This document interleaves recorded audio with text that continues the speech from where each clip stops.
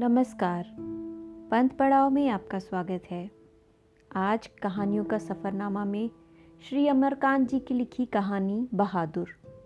तो आइए शुरू करते हैं। सहसा मैं काफ़ी गंभीर था, जैसा कि उस व्यक्ति को हो जाना चाहिए जिस पर एक भारी दायित्व आ गया हो। वह सामने खड़ा था और आंखों को बुरी तरह मटका रहा था। 12-13 वर्ष की उम्र, ठिगना शरीर, गोरा रंग और चपटा मुंह। वह सफ़ेद नेकर, आधी बाह की ही सफ़ेद कमीज और भूरे रंग का पुराना जूता पहने था। उसके गले में स्काउटों की तरह एक रुमाल बंधा था। उसको घेरकर परिवार के अन्य लोग खड़े थे। निर्मला चमकती दृष्टि से कभी लड़के को देखती और कभी मुझको और अपने भाई को। निश्चय ही वह पंच बराबर हो गई थी। उसको लेकर मेरे साले साहब आए थे। नौकर रखना कई कारणों से बहुत ज़रूरी हो गया था। मेरे सभी भाई और रिश्तेदार अच्छे ओहदों पर थे और उन सभी के यहाँ नौकर थे। मैं जब बहन की शादी में घर गया तो वहाँ नौकरों का सुख देखा। मेरी दोनों भाभियाँ रानी की तरह बैठकर चारपाइयाँ तोड़ती थीं, जबकि निर्मला को सवेरे से लेकर रात तक खटना पड़ता था। मैं ईर्ष्या से जल गया। इसके बाद नौकरी पर वापस आया तो निर्मला दोनों जून नौकर चाकर की माला जपने लगी। उसकी तरह अभागिन और दुखिया स्त्री और भी कोई इस दुनिया में होगी? वे लोग दूसरे ही होते हैं जिनके भाग्य में नौकर का सुख होता है। पहले साले साहब से असाधारण विस्तार से उसका किस्सा सुनना पड़ा। वह एक नेपाली था जिसका गांव नेपाल और बिहार की सीमा पर था। उसका बाप युद्ध में मारा गया था और उसकी माँ सारे परिवार का भरण पोषण करती थी। माँ उसकी बड़ी गुस्सैल थी और उसको बहुत मारती थी। माँ चाहती थी कि लड़का घर के काम धाम में हाथ बटाए, जबकि वह पहाड़ या जंगलों में निकल जाता और पेड़ों पर चढ़कर चिड़ियों के घोंसलों में हाथ डालकर उनके बच्चे पकड़ता या फल तोड़ तोड़ कर खाता। कभी कभी वह पशुओं को चराने के लिए ले जाता था। उसने एक बार उस भैंस को बहुत मारा जिसको उसकी माँ बहुत प्यार करती थी और इसीलिए उससे वह बहुत चिढ़ता था। मार खाकर भैंस भागी भागी उसकी माँ के पास चली गई, जो कुछ दूरी पर एक खेत पर काम कर रही थी। माँ का माथा ठनका। बेचारा बेज़बान जानवर चरना छोड़कर यहाँ क्यों भाग आएगा? ज़रूर लौंडे ने उसको काफ़ी मारा है। वह गुस्से से पागल हो गई। जब लड़का आया तो माँ ने भैंस की मार का काल्पनिक अनुमान करके एक डंडे से उसकी दुगनी पिटाई की और उसको वहीं कराहता हुआ छोड़कर घर लौट आई। लड़के का मन माँ से फट गया और वह रात भर जंगल में छिपा रहा। जब सवेरा होने को आया तो वह घर पहुंचा और किसी तरह अंदर चोरी चुपके घुस गया। फिर उसने घी की हंडिया में हाथ डाला और माँ के रखे रुपयों में से 2 रुपये निकाल लिए। अंत में 9-2-11 हो गया। वहाँ से 6 मील की दूरी पर बस स्टेशन था, जहाँ गोरखपुर जाने वाली बस मिलती थी। तुम्हारा नाम क्या है जी? मैंने पूछा। दिल बहादुर साहब। उसके स्वर में मीठी झंझनाहट थी। मुझे ठीक ठीक याद नहीं कि मैंने उसको क्या हिदायत दे दी थी। शायद यह है कि शरारतें छोड़कर ढंग से काम करे और उस घर को अपना ही घर समझे। इस घर में नौकर चाकर को बहुत प्यार और इज्जत से रखा जाता है। अगर वह वहाँ रह गया तो ढंग शऊर सीख जाएगा और घर के लड़कों की तरह पढ़ लिख जाएगा और उसकी ज़िंदगी सुधर जाएगी। निर्मला ने उसी समय कुछ व्यावहारिक उपदेश दे डाले। इस मोहल्ले में बहुत तुच्छ लोग रहते हैं। वह किसी के घर ना जाए, ना किसी का काम करे। कोई बाजार से कुछ लाने को कहे तो वह अभी आता हूँ कहकर अंदर खिसक जाए। उसको घर के सभी लोगों से सम्मान और तमीज से बात करना चाहिए। और भी बहुत सी बातें। अंत में निर्मला ने बहुत ही उदारतापूर्वक लड़के के नाम से दिल शब्द उड़ा दिया। परंतु बहादुर बहुत ही हंसमुख और मेहनती निकला। उसकी वजह से कुछ ही दिनों में हमारे घर में वैसा ही उत्साहपूर्वक वातावरण छाया रहा जैसा कि प्रथम बार तोता मैना या पिल्ला पालने पर होता है।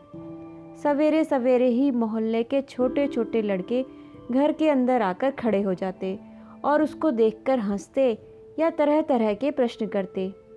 ए, तुम लोग छिपकली को क्या कहते हो? ए, तुमने शेर देखा है? ऐसी ही बातें। उससे पहाड़ी गाने की फरमाइशें की जाती। घर के लोग भी उससे इसी प्रकार की छेड़खानियाँ करते थे। वह जितना उत्तर देता था उससे अधिक हंसता था। सबको उसके खाने और नाश्ते की बड़ी फिक्र रहती थी। निर्मला आंगन में खड़ी होकर पड़ोसियों को सुनाते हुए कहती, बहादुर आकर नाश्ता क्यों नहीं कर लेते? मैं दूसरी औरतों की तरह नहीं हूँ जो नौकर चाकर को तलती भूनती हैं। मैं तो नौकर चाकर को अपने बच्चे की तरह रखती हूँ। उन्होंने तो साफ साफ कह दिया है कि 100-150 रुपया महीनावारी उस पर भले ही खर्च हो जाए, पर तकलीफ उसको ज़रा भी नहीं होनी चाहिए। एक नेकर कमीज़ तो उसी रोज़ लाए थे और कपड़े भी बन रहे हैं। धीरे धीरे वे घर के सारे काम करने लगा। सवेरे ही उठकर बाहर नीम के पेड़ से दातुन तोड़ लाता था। वह हाथ का सहारा लिए बिना कुछ दूर तक तने पर दौड़ता हुआ चढ़ जाता। मिनट भर में वह पेड़ की पुलाई पर नजर आता। निर्मला छाती पीट कर कहती थी, अरे रीछ बांदर की जात, कहीं गिर गया तो बड़ा बुरा होगा। वह घर की सफाई करता, कमरों में पोछा लगाता, अंगीठी जलाता, चाय बनाता और पिलाता। दोपहर में कपड़े धोता और बर्तन मलता। वह रसोई बनाने की भी जिद करता, पर निर्मला स्वयं सब्जी और रोटी बनाती। निर्मला की उसको बहुत फिक्र रहती थी। उसकी उन दिनों तबीयत ठीक नहीं रहती थी, इसलिए वह कुछ दवा ले रही थी। बहादुर उसको कोई काम करते देखकर कहता था, माताजी मेहनत ना करो, तकलीफ बढ़ जाएगा। वह कोई भी काम करता होता, समय होने पर हाथ धोकर भालू की तरह दौड़ता हुआ कमरे में जाता और दवाई का डब्बा निर्मला के सामने लाकर रख देता। जब मैं शाम को दफ्तर से आता तो घर के सभी लोग मेरे पास आकर दिन भर के अपने अनुभव सुनाते थे। बाद में वह भी आता था। वह एक बार मेरी ओर देखकर सिर झुका लेता और धीरे धीरे मुस्कुराने लगता। वह कोई बहुत सी मामूली घटना की रिपोर्ट देता। बाबूजी, बहन जी का एक सहेली आया था, या बाबूजी, भैया सिनेमा गया था। इसके बाद वह इस तरह हंसने लगता गोया बहुत ही मज़ेदार बात कह दी हो।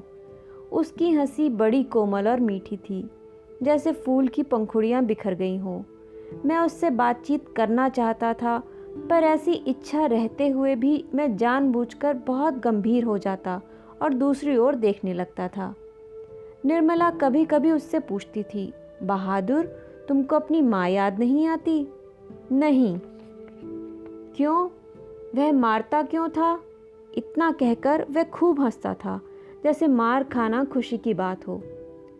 तब तुम अपना पैसा माँ के पास कैसे भेजने को कहते हो? माँ बाप का कर्ज तो जन्म भर भरा जाता है। वह और भी हंसता था। निर्मला ने उसको एक फटी पुरानी दरी दे दी थी। घर से वह एक चादर भी ले आया था। रात को काम धाम करने के बाद वह भीतर के बरामदे में एक टूटी हुई बंस खाट पर अपना बिस्तरा बिछाता था। वह बिस्तरे पर बैठ जाता और अपनी जेब से कपड़े की एक गोल सी नेपाली टोपी निकालकर पहन लेता, जो बाईं ओर काफ़ी झुकी रहती थी। फिर वह एक छोटा सा आईना निकालकर बंदर की तरह उसमें अपना मुंह देखता था। वह बहुत ही प्रसन्न नज़र आता था। इसके बाद कुछ और भी चीज़ें उसकी जेब से निकालकर उसके बिस्तरे पर सज जाती थी। कुछ गोलियां, पुराने ताश की एक गड्डी, कुछ खूबसूरत पत्थर के टुकड़े, ब्लेड, कागज़ की नावें। वह कुछ देर तक उनसे खेलता था। उसके बाद धीमे धीमे स्वर में गुनगुनाने लगता था। उन पहाड़ी गानों का अर्थ हम समझ नहीं पाते थे, पर उसकी मीठी उदासी सारे घर में फैल जाती, जैसे कोई पहाड़ की निर्जनता में अपने किसी बिछड़े हुए साथी को बुला रहा हो। दिन मज़े में बीतने लगे। बरसात आ गई थी। पानी रुकता था और बरसता था। मैं अपने को बहुत ऊंचा महसूस करने लगा था। अपने परिवार और संबंधियों में बड़प्पन तथा शान बान पर मुझे सदा गर्व रहा है। अब मैं मोहल्ले के लोगों को पहले से भी तुच्छ समझने लगा। मैं किसी से सीधे मुंह बात नहीं करता, किसी की ओर ठीक से देखता भी नहीं था। दूसरे के बच्चों को मामूली सी शरारत पर डांट डपट देता। कई बार पड़ोसियों को सुना चुका था, जिसके पास कलेजा है वही आजकल नौकर रख सकता है। घर के स्वांग की तरह रहता है। निर्मला भी सारे मोहल्ले में शुभ सूचना दे आई थी। आधी तनख्वाह तो नौकर पर ही खर्च हो रही है, पर रुपया पैसा कमाया किस लिए जाता है। ये तो कई बार कह चुके थे कि तुम्हारे लिए दुनिया के किसी कोने से नौकर लाऊंगा ज़रूर। वही हुआ। निसंदेह बहादुर की वजह से सबको खूब आराम मिल रहा था। घर खूब साफ और चिकना रहता, कपड़े चमाचम सफ़ेद। निर्मला की तबीयत भी काफ़ी सुधर गई। अब कोई एक खर भी न टकसाता था। किसी को मामूली से मामूली काम करना होता तो वह बहादुर को आवाज़ देता, बहादुर एक गिलास पानी, बहादुर पेंसिल नीचे गिर गई है उठाना। इसी तरह की फरमाइशें। बहादुर घर में फिरकी की तरह नाचता रहता। सभी रात में पहले ही सो जाते थे और सवेरे 8 बजे से पहले न उठते थे। मेरा बड़ा लड़का किशोर काफ़ी शान शौकत और रौब दाब से रहने का कायल था और उसने बहादुर को अपने कड़े अनुशासन में रखने की आवश्यकता महसूस कर ली थी। फलतः उसने अपने सभी काम बहादुर को सौंप दिए। सवेरे उसके जूतों की पॉलिश लगनी चाहिए। कॉलेज जाने से ठीक पहले साइकिल की सफाई ज़रूरी थी। रोज़ ही उसके कपड़ों की धुलाई और इस्त्री होनी चाहिए और रात को सोते समय वह नित्य बहादुर से अपने शरीर की मालिश करवाता और मुक्की भी लगवाता। पर इतनी सारी फरमाइशों की पूर्ति में कभी कभी कोई गड़बड़ी भी हो जाती। जब ऐसा होता, किशोर गर्जन तर्जन करने लगता, उसको बुरी बुरी गालियां देता और उस पर हाथ छोड़ देता। मार खाकर बहादुर एक कोने में खड़ा हो जाता, चुपचाप। देख बे, किशोर चेतावनी देता, मेरा काम सबसे पहले होना चाहिए। अगर एक काम भी छूटा तो मारते मारते हुलिया टाइट कर दूंगा। साला कामचोर, करता क्या है तू? बैठा बैठा खाता है। रोज़ ही कोई ऐसी बात होने लगी जिसकी रिपोर्ट पत्नी मुझे देती थी। मैंने किशोर को मना किया पर वह नहीं माना, तो मैंने ये सोचकर छोड़ दिया कि थोड़ा बहुत तो चलता ही रहता है। फिर एक हाथ से ताली कहाँ बजती है। बहादुर भी बदमाशी करता होगा। पर एक दिन जब मैं दफ्तर से आया तो मैंने किशोर को एक डंडे से बहादुर की पिटाई करते हुए देखा। निर्मला कुछ दूरी पर खड़ी होकर हाँ हाँ करती हुई मना कर रही थी। मैंने किशोर को डांटकर अलग किया। कारण यह था कि शाम को साइकिल की सफाई करना बहादुर भूल गया था। किशोर ने उसको मारा तथा गालियाँ दी तो उसने उसका काम करने से इनकार कर दिया। तुम साइकिल की सफाई क्यों नहीं करते? मैंने उससे कड़ाई से पूछा। बाबूजी, भैया ने मेरे बाप को क्यों लाकर खड़ा किया? वह रोते हुए बोला। मैं जानता था कि किशोर उसको और भी भद्दी गालियां देता था, लेकिन आज उसने सुअर का बच्चा कहा था, जो उसे बर्दाश्त न हुआ। निसंदेह वह गाली उसके बाप पर पड़ती थी। मुझे कुछ हंसी आ गई। खैर, किशोर के व्यवहार को अच्छा नहीं कहा जा सकता, पर गृह स्वामी होने के कारण मुझ पर कुछ और गंभीर दायित्व भी थे। मैंने उसे समझाया, बहादुर, ये आदतें ठीक नहीं। तुम ठीक से काम करोगे तो तुमको कोई कुछ भी नहीं कहेगा। मेहनत बहुत अच्छी चीज़ है। जो उससे बचने की कोशिश करता है वह कुछ नहीं कर सकता। रूठना फूलना मुझे सख्त नापसंद है। तुम तो घर के लड़के की तरह हो। घर के लड़के मार नहीं खाते। हम तुमको जिस सुख आराम से रखते हैं वह कोई और रखेगा? जाकर दूसरों के घरों में देखो तो पता लगे।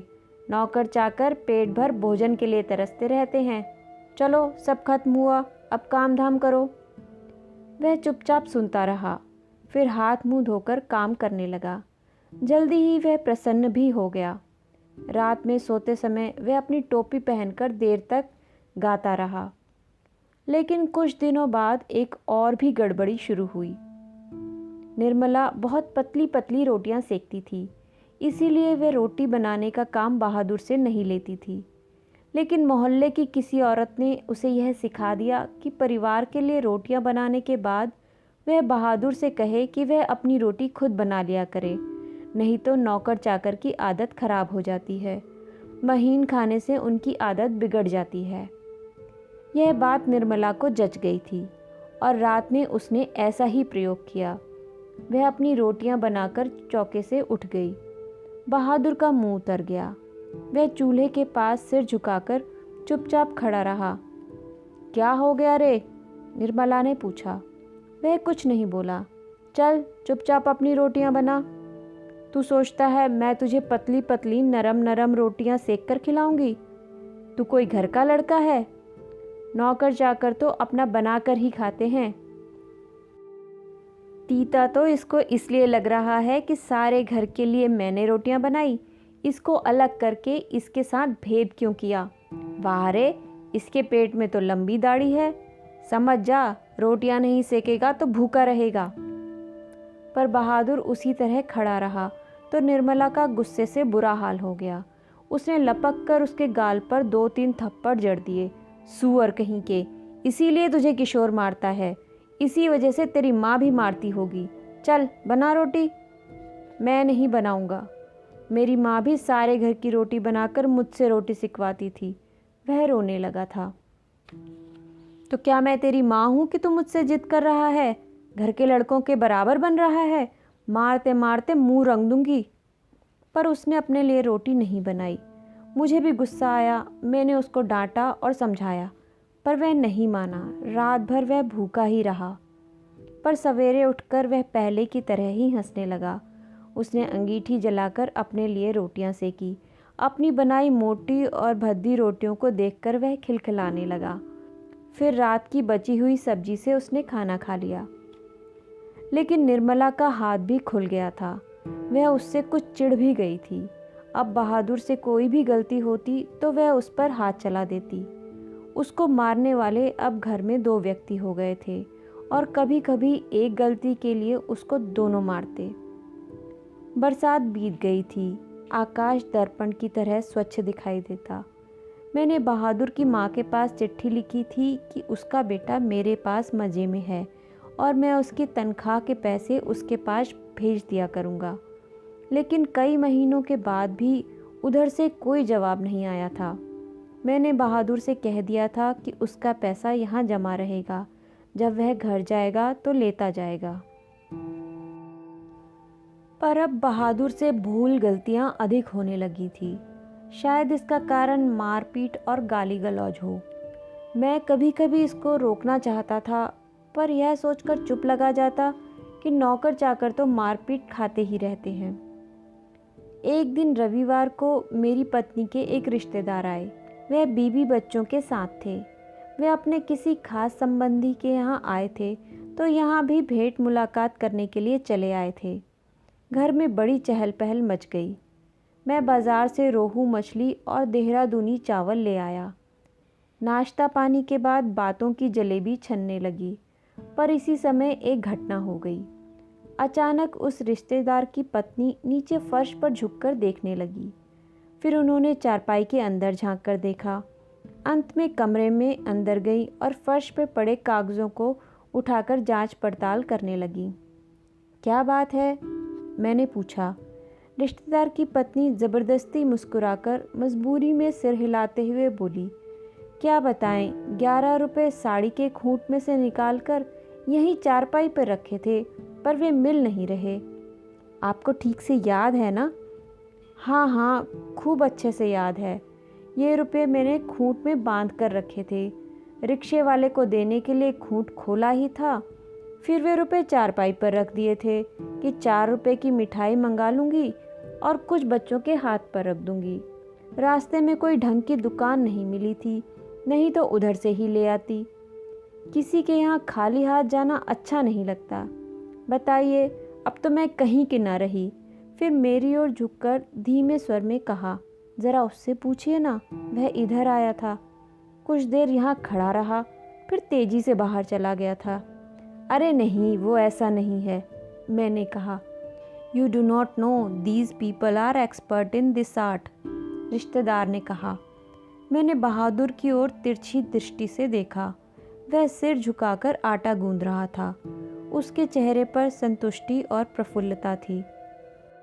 उसने ऐसा काम तो कभी नहीं किया, बल्कि जब कभी उसने 2-4 आने इधर उधर पड़े देखे तो उठाकर निर्मला के हाथ में दे दिए थे। पर किसी के दिल की बात कोई कैसे जान सकता है? ना मालूम अचानक मुझे क्या हो गया और मैं गुस्से में आ गया। बहादुर, मैंने कड़े स्वर में कहा। जी बाबूजी, इधर आओ। वह आकर खड़ा हो गया। तुमने यहाँ से रुपए उठाए थे? जी नहीं बाबूजी, उसने निर्भय उत्तर दिया। ठीक से बताओ, मैं बुरा नहीं मानूंगा। नहीं बाबूजी, मैं लेता तो बता देता। तुम यहाँ खड़े नहीं थे? रिश्तेदार की पत्नी ने कहा, फिर तेजी से बाहर चले गए थे। देखो भैया, सच सच बता दो, मिठाई खरीदने और बच्चों को देने के लिए रुपए रखे थे। मैं तो बुरी फंसी, अब वापस जाने के लिए रिक्शे के पैसे भी नहीं। मैं तो नमक लेने बाहर गया था। सच सच बता बहादुर, अगर नहीं बताएगा तो बहुत पीटूंगा और पुलिस के सुपुर्द कर दूंगा। मैं चिल्ला पड़ा। मैंने नहीं लिया बाबूजी। बहादुर का मुंह काला पड़ गया था। पता नहीं मुझे क्या हो गया। मैंने सहसा उछलकर उसके गाल पर एक तमाचा जड़ दिया। मैं आशा कर रहा था कि ऐसा कहने से वह बता देगा। तमाचा खाकर वह गिरते गिरते बचा। उसकी आंखों से आंसू गिरने लगे। मैंने नहीं लिया। इसी समय रिश्तेदार साहब ने एक अजीब हरकत की। अच्छा छोड़िए, इसको पुलिस के पास ले जाता हूँ। इतना कहकर उन्होंने बहादुर का हाथ पकड़ लिया और उसको दरवाजे की ओर घसीट कर ले गए। पर दरवाजे के पास उससे धीरे से बोले, देखो तुम मुझे बता दो, मैं कुछ नहीं करूँगा, बल्कि तुम्हें इनाम में 2 रुपये दे दूँगा। पर बहादुर ने इनकार कर दिया। इसके बाद रिश्तेदार साहब 2-3 बार उसको दरवाजे की ओर खींचकर ले गए, जैसे पुलिस को देने ही जा रहे हैं। लेकिन आगे बढ़कर वह रुक जाते और उससे धीमे धीमे शब्दों में पूछताछ करने लगते। अंत में हार कर उन्होंने उसको छोड़ दिया और वापस आकर चारपाई पर बैठते हुए हंसकर बोले, जाने दीजिए, ये सब बड़े घाघ होते हैं। किसी झाड़ी वाड़ी में छुपा आया होगा या ज़मीन में गाड़ आया होगा। मैं तो इन सबों को खूब जानता हूँ। भालू बंदर से कम थोड़ी होते हैं ये। चलिए, इतना नुकसान लिखा था। इसके बाद निर्मला ने उसको डराया धमकाया और 2-4 तमाचे जड़ दिए, पर वह नहीं नहीं करता रहा। इस घटना के बाद बहादुर काफ़ी डांट मार खाने लगा। घर के सभी लोग उसको कुत्ते की तरह दुरदुराया करते। किशोर तो जैसे उसकी जान के पीछे ही पड़ गया था। वह उदास रहने लगा और काम में लापरवाही करने लगा। एक दिन मैं दफ्तर से विलंब से आया। निर्मला आंगन में चुपचाप सिर पर हाथ रखे बैठी थी। अन्य लड़कों का पता नहीं था, लेकिन लड़की अपनी माँ के पास खड़ी थी। अंगीठी अभी नहीं जली थी। आंगन गंदा पड़ा था। बर्तन बिना मले ही रखे थे। सारा घर जैसे काट रहा था। क्या बात है?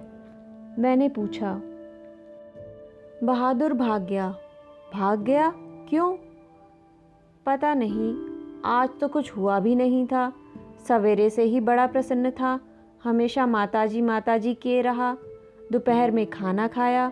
उसके बाद आंगन से सिलबट्टा लेकर बरामदे में रखने जा रहा था कि सिल हाथ से छूटकर गिर गई और 2 टुकड़े हो गई। शायद इसी डर से भाग गया कि लोग मारेंगे। पर मैं इसके लिए उससे थोड़ी कुछ कहती। क्या बताऊं, मेरी किस्मत में आराम ही नहीं। कुछ ले गया? यही तो अफसोस है। कोई भी सामान नहीं ले गया। उसके कपड़े, उसका बिस्तर, उसके जूते सब छोड़ गया। पता नहीं उसने हमें क्या समझा। अगर वह कहता तो मैं रोकती थोड़े, बल्कि उसको खूब अच्छी तरह पहना ओढ़ा कर भेजती। हाथ में उसकी तनख्वाह के रुपए रख देती। 2-4 रुपये और अधिक देती। पर वह तो कुछ ले ही नहीं गया। और वे 11 रुपये? अरे वो तो सब झूठ है। मैं तो पहले ही जानती थी कि वो लोग बच्चों को कुछ देना नहीं चाहते, इसलिए अपनी गलती और लाज छुपाने के लिए ये प्रपंच रच रहे हैं। मैं उन लोगों का क्या जानती नहीं? कभी उनके रुपए रास्ते में गुम हो जाते, कभी वे गलती से घर छोड़ आते हैं। मेरे कलेजे में तो जैसे कुछ होड़ रहा है। किशोर को बड़ा अफसोस है। उसने सारा शहर छान मारा पर बहादुर नहीं मिला।